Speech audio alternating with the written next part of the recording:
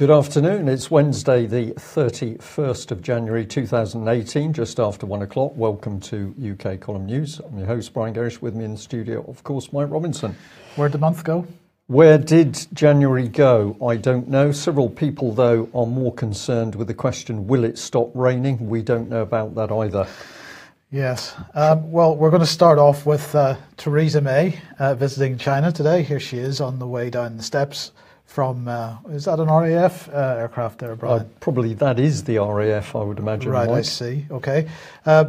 Well, what's she doing there? She's there to deal with trade. She's going to make sure there's lots of trade between Britain and China. But she said that there's a long-term job to be done. She wouldn't, before she went, she would not say that she thought that the Belt and Road initiative was a great idea. She couldn't be drawn on that. But what she did say before she arrived was that she's not a quitter, Brian. She's not a quitter, so she's not going to quit. A few people on Twitter asking, is this really her decision? Well, no, the fact she's saying she's not a quitter tells me she's going, and probably the reason she's going is that that was what was decided by the great and the good at Davos. Well, quite possibly. World Economic Forum, sorry, I should say. Quite possibly. But anyway, she said that first and foremost, she's serving her country and her party. That's probably an appropriate thing, visiting China. But anyway, she's going to build on the golden era in UK-Chinese relations by saying that she doesn't necessarily think the Belt and Road is a good thing. And she's also going to raise human rights and the issue of Hong Kong.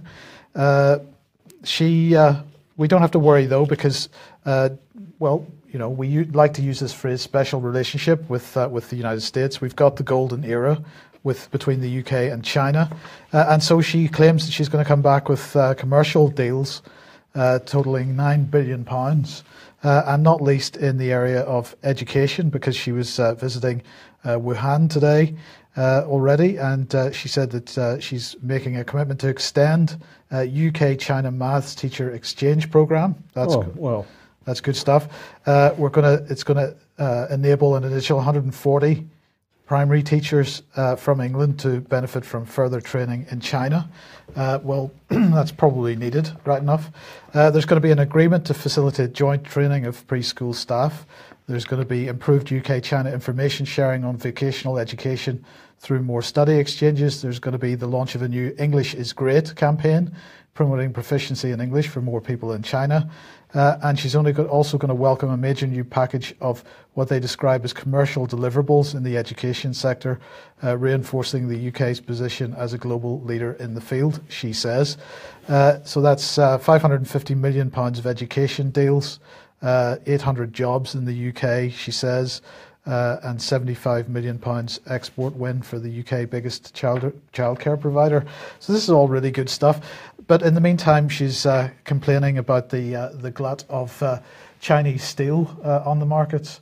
It was slightly ironic because she was talking about the glut of Chinese steel on the markets on the same day that in the United States there was a report from one of the industry bodies saying that there are 54,000 bridges in the United States that are not structurally safe anymore. So while she's focusing on unproductive things and criticizing the Chinese for focusing on productive things, we've got bridges that are coming close to collapse in the so-called first world. It is an incredible policy position that Western leaders are taking. It's incredible, Mike, but she's gone to China. The big issue is, what did you say? English is Great campaign. We've got some sort of exchange with schools. Britain is a global leader in education of shelf stackers. I think that's the correct addition to that little phrase. So whilst she's off hobnobbing in China, what's happening at home? Well, the truth is now out. There's no doubt about it. Mirror, one of the papers breaking this story, the Tories are back to report recommending a huge sell-off in NHS property. This is the Naylor report, which has recommended selling around 2 billion of so-called surplus land owned by health services to build 26,000 homes. last year the Conservatives suggested they might back it, but of course their intention was to do it, and they now have. So the government welcomes the review and its recommendations, which we will implement in conjunction with national partners and the NHS. So the national partners, of course, Mike, that's big business, that's big land companies, big profits, and the article points out, of course, this has just come after the Ministry of Defence announcement that you covered yesterday, losing 4.2 billion on property sell-off. So quite incredible report by Sir Robert Naylor, former boss of the NHS Trust that runs University College London Hospital. He recommends selling this 2 billion of NH land, but this could hit 5 billion if extended to high-value sites in London. So only a possibility at the moment that this will expand to high-value sites, but it's not 2 billion, it's 5 billion, 5 million square metres of NHS estates. And they're then saying, of course, this will be money that could be paid to hospitals, not to private developers. So don't misunderstand the deal, Mike. It's not really about big profits on land. Money's not going to private developers. Apparently it's going to come to the NHS. But credit to the Mirror. Please go and have a look at this story because they've got a lot of detail. And these are some of the sub-headlines that the Mirror's got, that hospitals, NHS trusts are going to be bribed to sell up quickly. The hospitals are starved of cash anyway, so of course, that's a carrot and stick, we could say, possibly. Hospitals that don't sell their land will be punished. How are they going to be? They're going to Chief Executive going to be caned? What's going to happen? Well, they're going to say, well, you're not necessarily going to get money from other sources. So this is vicious stuff. Can you tell me how that penalises the hospital? Surely it's the people that go to the hospital that suffer in that event. Well, of course, yes, of course, absolutely, that's the case. So if we come on through this, this is another section of it. I wanted to get this picture up. Well done, the Mirror, for this one. But have a look at this here.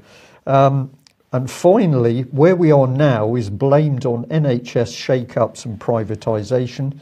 There's a particularly revealing passage in the report. It says, those with long memories will recollect that the various estate functions, particularly building and engineering, were well represented at the senior levels of regional, area and district health authorities during much of the history of the NHS. Successive reorganisations of the NHS have seriously eroded these capabilities to the extent they hardly exist today. This has resulted in substantial reliance on external advice and serious deficiency in strategic estate planning. So this is the disruptors, Mike. This is where the government has deliberately collapsed what wasn't a perfect but an NHS structure that was working to a reasonable extent, reasonable capacity.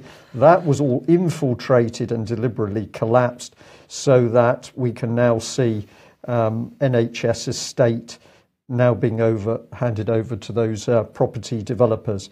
And of course, if they're saying, oh, well, there's a possibility it might include these rich so-called London sites, we can be sure that that will happen because that's going to be where most of the profit is.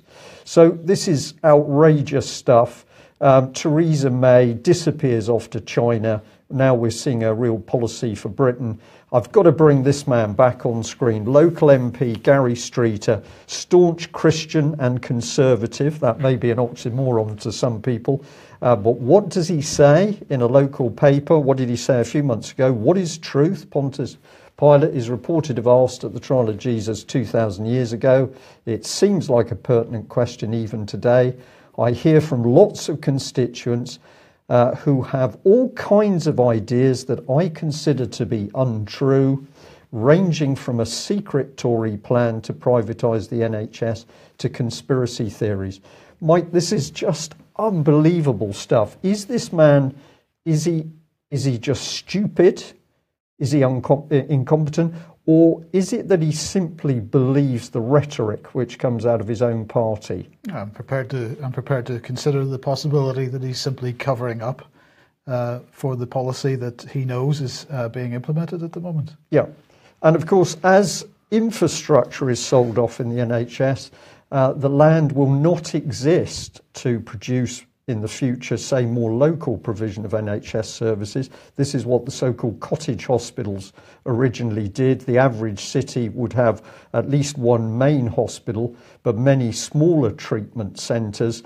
And what did this do? It meant people for minor ailments didn't have to travel. We didn't have problems with huge car parks at hospitals. So all of that infrastructure being collapsed so that it can never be regained. This is deliberate, Mike. Yeah. Okay. This is from Sky News, and the headline is London's annual pollution limit for 2018 breached within a month. They're saying that nitrogen dioxide levels in Brixton Road, Lambeth, have exceeded hourly limits 18 times already this year. This is the maximum allowed per year under European Union air quality rules. In 2017, it took just 5 days to reach this limit, and Sadiq Khan, who's a London mayor, said that improvement shows our plans are beginning to have an impact. It's time for the government to match my ambition so all Londoners can breathe easy. Well, this we've been covering air quality in London for a while, and not so long ago we highlighted the European Union's air quality map, which seemed to suggest that really London doesn't have an air quality problem. Again, Sadiq Khan, by the way, in this latest release, focusing on nitrogen dioxide levels, which are one of the pollutants that comes out the back of diesel cars. So this is really focusing on diesel once again. And if you remember when we zoomed in on the south of England, we find really good and fair with regard to central London. If you go and look at this map on the European Union air quality website, you can zoom further on in to London and see that really the situation doesn't change very much. So I was pleased that the last time we had spoken about this, somebody followed up on it and wrote to the Mayor of London and got this response. So thank you very much for the person who did that. The Mayor of London, through his representative, said, "Dear Sue, thank you very much for your email regarding the state of the air quality in London. I've been asked to respond as I work in the air quality team at City Hall. I'm afraid that it's not possible to make a direct comparison between the European Air Quality Index published by the European Environmental Agency and the air quality measurements published by the GLA. The air quality measurements in London available to the public are more specific than the European Air Quality Index, as they are for individual pollutants and not combined." So she goes on to say that the European Environment Agency, their index is based on 5 pollutants which are combined to create an air quality index, and those include particulate matter, PM2.5 and PM10, ground level ozone, nitrogen dioxide and sulfur dioxide. And so she's saying that they cannot be directly compared because the index from the European Environment Agency is a combination of all those figures. I'm afraid I find that a bit... Well, I'm wondering whether I'm missing something here, because she doesn't appear to say what the two standpoints are. She says that they can't compare them, but then she only gives the European version. Well, this is exactly my point. So she's not actually answering the question, no. It seems. She's merely obfuscating the situation. So we've got a city of, what is it now, nearly 9 million people covering a huge area, but apparently the European figures can't really cope with pollution in London. No, the difficulty for Sadiq Khan is that the European figures don't seem to back up his statements about air quality in London. That is the difficulty. And of course, the other difficulty he has is that he's focusing on diesel cars. Of course, the biggest diesel generators in London are black cabs and buses. So he has a difficulty there. And what's interesting is that the new generation of black cabs that are being launched, which are hybrid black cabs, it looks to me like they are priced at a level that the average cabbie cannot afford. So I'm not quite clear where Sadiq Khan's policy is coming from here. To me, it seems like he is merely targeting private ownership of diesel cars, because this happens to be a globalized policy. But he's not following through on that with regard to his own policy regarding black cabs and buses. So So still some work to be done on this one, I think. Yeah. Okay. Right, fake news. Theresa May's fake news announcement has itself been branded fake news. This is quite amusing, I thought. We mentioned the fact that Theresa May had launched her fake news unit within the Cabinet Office a few days ago. They announced that they would be creating a team to keep an eye on social media and to deal with so-called disinformation. But Tom Watson, MP, then has been asking questions of the Cabinet Office Minister, David Lidington, in the House. And it seems that David Lidington doesn't really have any specific answers about what this team is, what it's going to do, what its purpose is. And so Tom Watson asked a series of parliamentary questions, but there was no explanation about even where it would be based. And so Tom Watson saying today, basically, this is fake news about fake news. Mike, what I'm not sure about is whether the Conservatives still have a Minister for Transparency. Formerly that was Francis Maude, probably best known for his opaqueness as an MP, but he was Minister for Transparency. Perhaps one of our viewers, listeners could actually find out whether we've got an MP for Transparency, and we could use the MP for Transparency to ask some questions about fake news in the Conservative Party. Yes, and following up from that then, fantastic article in The Guardian here from Natalie, I'm not really sure how to pronounce her second name. So Nugaridi, I'm going to guess it. Try. In the age of propaganda, we must defend ourselves, and here's how. She says, distortion has become the new normal in Russia. Of course, we get straight on to Russia. But technology leaves us all at risk if we cannot recognise lies. So she's going to tell us how to recognise lies. She says, rarely a day goes by without reference to propaganda. The outgoing German ambassador to the UK regrets there is so much propaganda in the media at the time of the 2016 Brexit referendum. Turkish authorities have this week put 300 more people in jail for propaganda. Reuters recently reported that Twitter may notify users exposed to Russian propaganda during the 2016 US election. And in fact, they did that, and we were talking about that on the Sunday Wire with Patrick Henningsen on Sunday. But how to define it, she says, and then the article focuses mainly on Russia. But she says perhaps there are lessons for those of us in Europe and in the US who worry about Russian meddling and other disinformation. Perhaps there are antidotes to propaganda that go beyond the necessary effort for checking what your sources of news are and making sure they're reliable. Citizens who live in an authoritarian, disinformation-filled environment deal daily with the reality of propaganda in ways we can't fully experience because we live outside it. Well, I would dispute that, absolutely. I don't believe we live outside that situation at all. But here was the quote, which further down the article, which seemed a bit inconsistent because she was quoting Oxford academics who made the observation, every authoritarian regime has social media campaigns targeting their own populations, while only a few of them target foreign publics. In contrast, every democracy has organised social media campaigns that target foreign publics, while political party-supported campaigns target domestic voters. So I'm just going to read that again. Every authoritarian regime has social media campaigns targeting their own populations, while only a few of them target foreign publics. So did Theresa May not just announce a Cabinet Office team to target domestic population on social media? Well, she did, so does that not imply that in fact we are living in an authoritarian regime? Well, I think the Guardian's telling the truth here, Mike. Well, no, they're not, but they're merely quoting some Oxford academics. Yeah. Well, this is absolutely right. This is what the British government is now doing: is targeting its own population with social media, backed up by a behavioural insights team, which it boasts is able to use applied psychology to change the way people think and behave. And the psychology is so effective that program has been sold to the USA, and Australia. So I think what we've got starting to happen is breakdown that journalists do not understand themselves what's happening. They're floundering around and writing material which is becoming more and more dangerous for them because it shows the state of mind, it shows the confusion. Perhaps we can add to that mess in The Guardian, fake news, by coming to a BBC report. And here it is: Taliban threatens 70% of Afghanistan, BBC finds. Now, I found this fairly early this morning. I've spent a reasonable amount of time on it, and it's led us to really quite an amazing story, which is not only to do with Afghanistan, but also the BBC.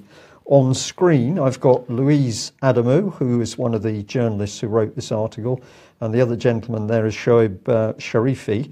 I wanted to put them on screen because I'm going to say that as we delved into this story, and indeed a spokesperson within the BBC was kind enough to talk to us, it became more and more interesting. So what exactly was going on? Well, the BBC did a snapshot survey between the 23rd of August and the 21st of November 2017. They spoke to 1,200 individual local sources in every one of the country's 399 districts to build up a comprehensive picture of all militant attacks over that period. And then they rated them high, medium and low. We'll show you a picture for that at the moment. And then from that, they assessed where the Taliban were in control. And from the information that the BBC gave me direct, I spoke to a very nice person. They said, well, of course, we wanted to make sure that we were dealing with attacks that indicated there was a presence on the ground. It wasn't one isolated bomb, but we're also talking to people who came back from areas, were in areas, and we're asking them whether Taliban were present. So this is the actual map that they produced, and it says that in light grey, full government control 30%, full Taliban control in the dark brown 4%. But what they're pointing out really with the orange is the orangey, what we say, light brown, yellowy, orange, light brown colours. Sorry, trying to encapsulate them all, that the Taliban are active in all these areas.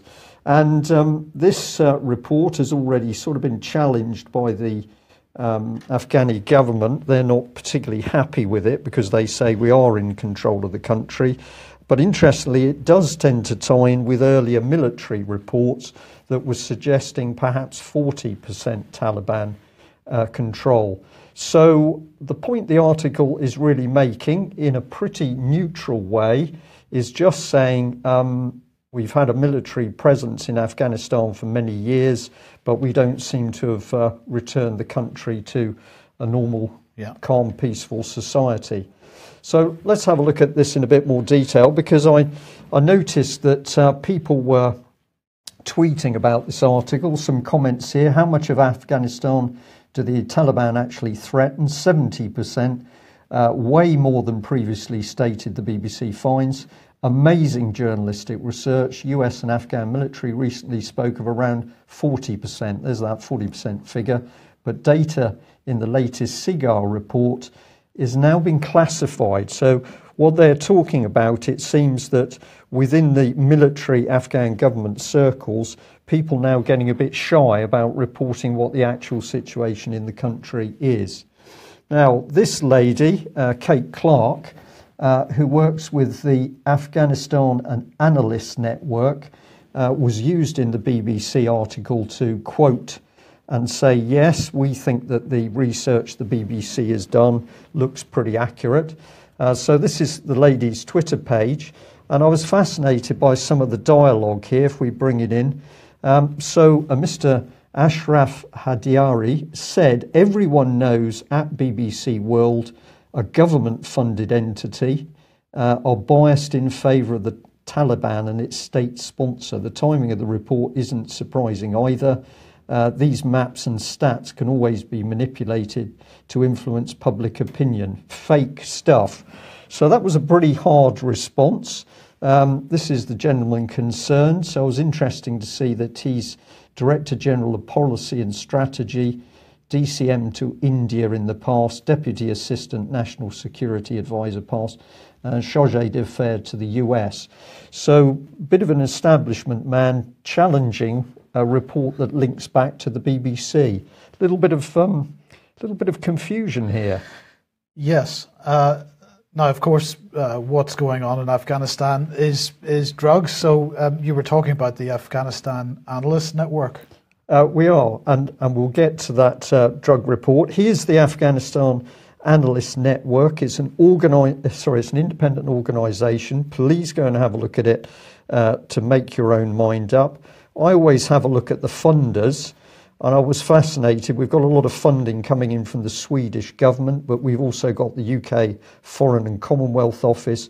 We've got Open Society Foundation, so we've got Mr. Soros in the background, and we've got the Rockefeller Brothers Fund at the end. So an interesting mix of people. But this is the organisation that was used to back up those BBC statistics. Now, if we have a look at the dialogue here at the bottom, we've got a gentleman called Rasmussen saying to a Mr. Hadiri Shabib, how exactly are the BBC and Kate Clark pro-Taliban? Are we to understand that you think the government is pro-Taliban too? Does your statement reflect a view of the Afghan government, or is it just your own credibility on the line here? So it's all getting a bit mucky. Here's Mr. Rasmussen, Middle East reporter for Wall Street Journal, ex-Guardian in Afghanistan, and he's done a couple of slightly, well, Harper's and GQ magazine. I think we'll just leave those at the bottom of the pile. But obviously there's confusion about this much. And here's Mr. Wahaj, he comes back and he says, I'm rather concerned about the methodologies. It's not taken population into account as well, as it assumes that all 398 districts have the same geographical size. Plus security assessments like these should be seen in comparative terms. So this report has generated a lot of angst. And what interested me is speaking to the BBC person who was incredibly polite and helpful. They said, well, we just put this information out in a non-political sense because we were interested in what local people were actually reporting. So if we come back to that analysis, Afghan Analysis Networks, one of the articles caught my eye, Mike, and it was this one here, From Bad to Bombing, US Counter-Narcotics Policies in Afghanistan. Let's have a look at this quote in that article. Through the lens of the military side of counter-narcotic strategies, the United States and its international allies have pursued various counter-narcotics approaches centered mainly on eradication and interdiction. However, none of these have resulted in fewer drugs. To the contrary, they have contributed to an expansion in the opium poppy area. When I mentioned this article to the BBC reporter and said, this is very interesting because the BBC, the UK column has been reporting for many years on this very thing, they said to me, yes, it is fascinating. I said, do you realise that the production dropped under the Taliban? That was your main point, Mike. To which the person said yes. And then we had a very interesting dialogue. The reason I've given this in quite a lot of detail is it seems to me that even within the BBC, people are beginning to say there's something not right with the way information is passing around. So just to come back to this once again, you've just given that quote saying the United States and international allies have pursued various counter-narcotics approaches centered mainly on eradication and interdiction. Now, I tried to find the graphs that I've shown before on the issue of eradication in the past number of years. And of course, there is no serious eradication effort in Afghanistan whatsoever. So I do take issue with that position. But let's just remind ourselves what the situation is with opium production in Afghanistan. Now, this graph shows the levels of opium production right up to 2017. And it shows that when the Taliban was actually running the country in 2001, that opium production had basically been eradicated. So the Taliban has a much better history in this up to a point than we do. But we've got to remember that the reason for that issue in 2001 was because at that time the Taliban had decided that opium production was anti-Islamic, and so they put a blanket ban on it. However, in more recent years, of course, the Taliban has been, as the BBC has reported, resurgent, and they have been using opium poppy-derived money to fund its activities. Of course, other organisations in the past, we noted the passing of Robert Parry the other day, and also, of course, Robert Parry's support for Gary Webb, who exposed the fact that drugs money was being used to fund the Iran-Contra arms deals and so on. It's the same situation here. We've now got the Taliban. This map, actually, I can't remember the source of this. I do apologise for that. But we showed this map in December last year. And it's quite close to the BBC's map, actually. The pink areas there are Taliban areas where there's major Taliban activity. And the green dots on the map showing the major areas of opium production. And again, I'll come back to the point that the major province in Afghanistan for opium production is Helmand.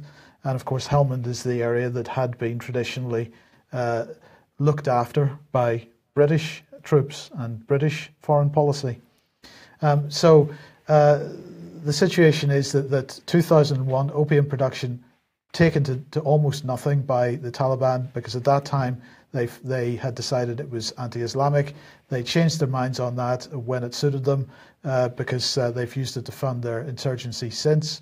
And we've seen the rise, but we've also seen the rise in opium production and the continuing falls year on year in opium eradication. So any suggestion that Britain and US are doing anything to eradicate opium in Afghanistan is nonsense. And we'll just remind everybody once again, of course, the Oxford Mail and others pointing out that the opium production in Afghanistan is not being used for any genuine purpose. Is being used to produce heroin and derivatives, and that is why in Britain we have our own poppy fields to produce opiates for use in the NHS, because we cannot source enough opiates elsewhere. Yeah. So it's this whole issue, Brian, hugely important, hugely interesting, and hugely central to British foreign policy, I believe. Absolutely. We come back to the rise of the Taliban, so funded, recruited, trained, funded, armed principally through the US, and then later, of course, accusations that British arms and munitions was finding its way through to them as well. When they're in control, poppy production absolutely dives. Well, we don't want that. So we've had the military in. Poppy production has increased. Where does the money go from that? From those drugs? It appears it's funding further insurgency and arms in other parts of the Middle East. This is very mucky territory. And I just want to stress the point that in the conversation with the BBC this morning, I felt for the first time there was an interest and an openness from that particular reporter to understand more. I've never encountered that before. So we should never write off any organisation or attempt to brand all people in any organisation as being on the wrong side. Many of them don't know, many of them haven't got access to the information, and if we can help them have that information, then perhaps we can start to get some more truthful reporting, possibly, from some of these bigger organisations. Now, of course, the money that's coming from opium production in Afghanistan helping the Taliban in Afghanistan, but of course that opium leaves the country and ends up on international markets, and that's helping prop up the financial system. But I just thought this was a hugely interesting article. The Fed will ignite the financial crisis. This is a journalist called Lance Roberts writing for Real Investment Advice. The Fed will ignite the next financial crisis. The article's got lots of graphs. It shows where the United States, in particular, is at. He says that there is a yield chase underway, which is associated with a massive surge in debt in the United States. And since the last financial crisis, 2007-2008. Because of the impact of policies of ultra-low interest rates. He says, as shown prior to the deregulation of the financial industry under Ronald Reagan, which led to an explosive consumer credit issuance.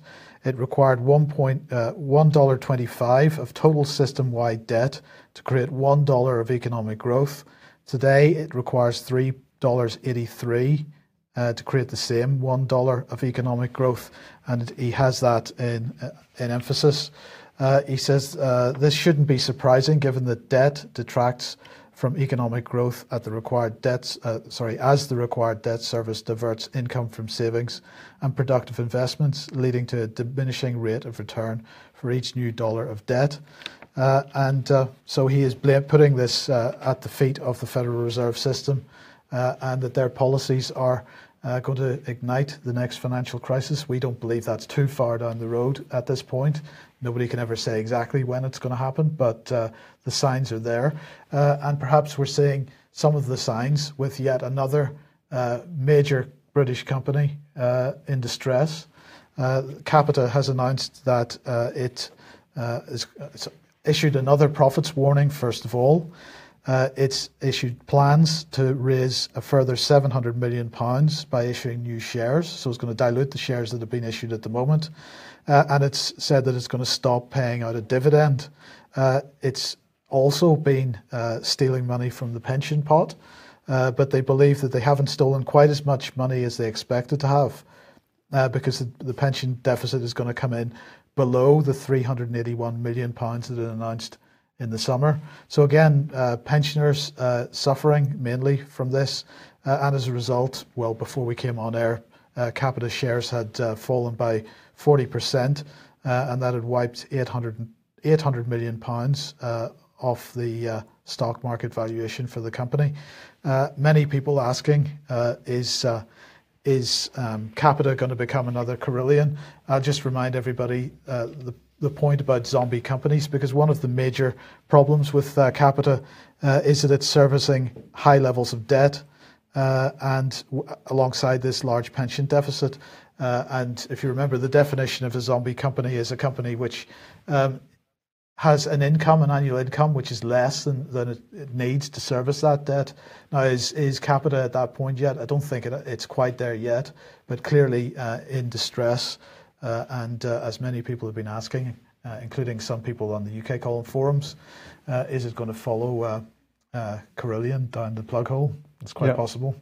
And am I right in thinking that Mr. May, following his wife down the steps of the aircraft, they had shares in, or has shares? I believe his company is an investor in Capita, and I also believe BlackRock, which is George Osborne's friendly company, also has shares in Capita. Yeah, excellent. Well, we'll just end on a couple of things. It's good always to have a little bit of historic documentation, and this one fell to our hand this morning. It's a letter from Alison Seebeck MP, as she was in July, the 9th of July 2007, and she's written a letter to a person about concerns about the European Union. Let's read it out. Thank you for your letter regarding legislation from the European Union. I was sorry to read of your concern. I'm afraid that you may have misunderstood the treason laws as they operate within the United Kingdom. Every single piece of legislation passed by the European Union has received its authority from the various treaties agreed by member states over the years. Each treaty has gone through the United Kingdom Parliament, and each one has received royal assent from Her Majesty the Queen. Therefore, as all such legislation has received royal assent, they cannot possibly be regarded as treason. I hope this allays your concerns. I thought that was a fascinating letter. So really, because this stuff all went through members of Parliament and through Parliament, there can't be treason. No.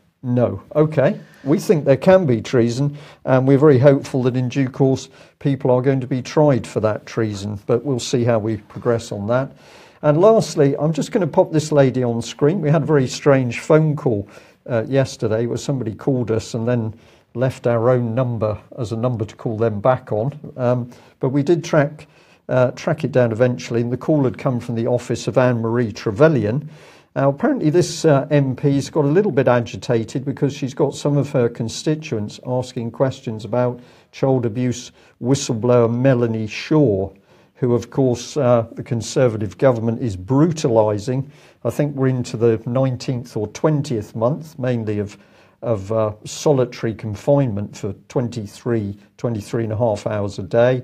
But Mrs. Trevelyan has had some of her constituents asking about Melanie, but the reply seems to be, oh, well, I'm not Melanie's MP, therefore I simply can't do anything about this. Not my problem, Gareth? Not my problem. It's I don't really mind whether abuse survivors are being brutalised. I don't mind whether criminal activity is taking place. It's in somebody else's constituency, so it's not my problem. And we thought we should tell our viewers that we now know for a fact that the governor of Style Prison, where Melanie Shaw is being held, refused entry to a social services lady who was there to see Melanie, since Melanie is registered disabled and therefore should have a regular visit from social services to see that she's safe and well within the prison system.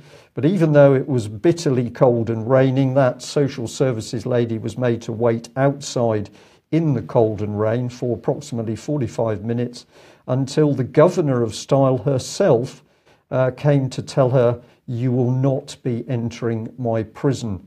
So isn't it remarkable? Theresa May on the plane to China, country with appalling human rights records, particularly in prisons, the stealing and selling of body parts.